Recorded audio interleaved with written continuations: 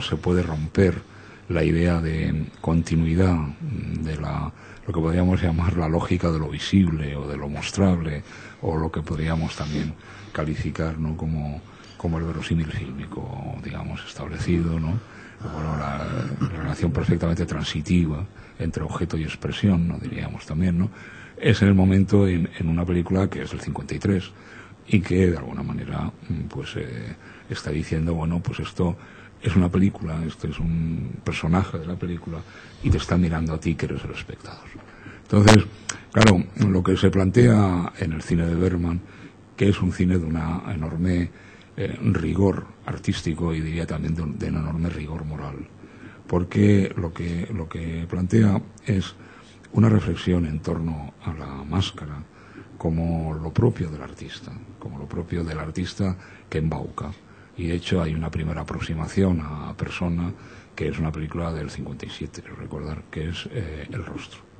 Y El rostro es un magnetizador de 1840 o por ahí, ¿no?, que lo que hace es embaucar al público con primero con maquillándose y luego hipnotizando, y en esa película hay una secuencia extraordinaria que es la disección del cadáver, o de lo que el espectador cree que es un cadáver, ¿no?, y que en un momento determinado se convierte en una secuencia de película de terror.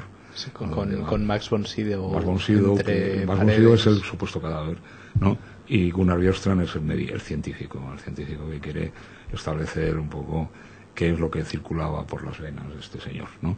Y entonces va a mojar la pluma en el tintero y hay un ojo, ¿no? Entonces, y claro, luego justamente esa idea de máscara es en el sentido más nietzscheano del término, como la máscara como apariencia y como refugio. Como apariencia, que es el reino del artista, el reino del embaucador o del creador, y el refugio, que tiene que ver con el refugio en el propio yo, ¿no? Y es ahí donde se plantea un discurso extraordinariamente riguroso sobre la relación de pareja, ¿no? Aparte, ya casi un poco más como curiosidad, pero no deja de ser una curiosidad destacable, tanto en El rostro como en Persona, los dos personajes apellidados Vogler, tanto el hipnotizador como la actriz, tienen también un cierto mutismo. Bueno, Vogler acaba hablando, y de hecho habla bastante acerca de su superchería. Elizabeth pronuncia una sola palabra, pero es una palabra bastante demoledora. Sí. Yo creo que es interesante ver estas correlaciones entre apellidos, porque hay apellidos que se repiten bastante en la filmografía de Bergman, y ver todas estas relaciones entre personajes de películas distintas. Yo creo que es un filón muy rico que igual no se ha explotado mucho en la crítica, pero a mí siempre me ha llamado la atención. Creo que además en Gritos y Susurros también había algún Vogler. No estoy ahora totalmente seguro. Siempre los Vogler en Bergman son siempre los artistas, siempre tiene que ver con el mundo de los actores, el mundo en cualquier caso. Nada más, bueno, hay en Pasión el protagonista no se llama Vogler, se llama Winkelmann, Andreas Winkelmann, pero sí es verdad, ¿no? Sí es verdad que hay una cierta un elemento que permea a lo largo de la filmografía de Bergman, que tiene que ver con la señora Vogler, los Vogler, ¿no? Vamos, que es sí, o incluso rimas recientes, Secretos de un matrimonio y Saraband, que es probablemente el último gran homenaje que se puede hacer, ¿no? Juan Miguel podría comentar también las enormes dificultades de acceder a la filmografía de Bergman en nuestra época, ¿no? Y cómo esa enorme perversión sobre su filmografía ha dado pie a muchísimos equívocos. Pero muy recientemente, desde luego, la operación más rápida es el salto que da, o la continuidad, o incluso la fragmentación entre Secretos de un matrimonio y Saraband, que es probablemente la mejor despedida que yo recuerdo de Europa.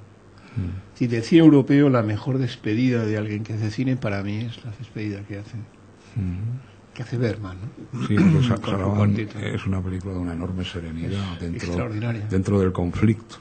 Dentro del conflicto es una película que está basada en la idea de conciliación y de buen acuerdo, ¿no?, entre estos viejos su viejo matrimonio que además jugando con una serie de complicidades, ¿no? Bueno, es verdad, o sea, la primera película que se estrena de Bergman en España es El séptimo sello, ¿no? El séptimo sello, el director del doblaje es un padre jesuita, el padre José María Staelin, muerto no hace mucho, hace que paz descanse, pocos años, ¿no? Y este hombre, en el libro de Steve Bjorkman, Jonas Sima y el otro que no me acuerdo, que es Conversaciones con Bergman, Bergman se hace eco y dice, anda por ahí un buen padre que quiere convertirme. De hecho, las versiones del padre Staelin eran como una manera de decir, bueno, este señor puede, no hay que dejar de, como decía Bergman irónicamente, decía, no debemos dejar a este chico, ¿no? Porque podemos atraerlo a nuestras posiciones, ¿no? En los extras de Salamán, por lo menos en la versión francesa, no sé si en la versión española, hay una escena absolutamente impagable, ¿no? Que es Bergman reúne por última vez a su equipo técnico y artístico, les dice que les va a pedir mucho porque él mismo se va a exigir mucho. Esta también, ¿no? Sí. Y dice que realmente su ajuste de cuentas con la idea de trascendencia, con la idea de lo que entendemos como una religión o como una creencia en un padre que nos cuida desde el más allá, fue el séptimo sello. El séptimo sello, en el séptimo sello empieza este padre en lo real de Bergman, que es un pastor luterano, que antes estábamos hablando de que efectivamente es el precedente del pastor luterano de la cinta blanca, ¿no? Que es un padre, doblemente padre, porque es padre de la Iglesia y padre de una, en fin, considerable manojo de hijos, ¿no? Sí, sí. ¿No? Entonces, bueno, pues por un lado está esta película donde las creencias religiosas de Bergman se van un poco al garete y los comulgantes. Los comulgantes, que es un pastor luterano, el propio padre de Bergman, o sea, que era un pastor luterano, a que el niño acompañaba a los oficios fúnebres y se quedaba encandilado viendo los frescos de las iglesias, y claro que eso es lo que está en el séptimo sello también, ¿no?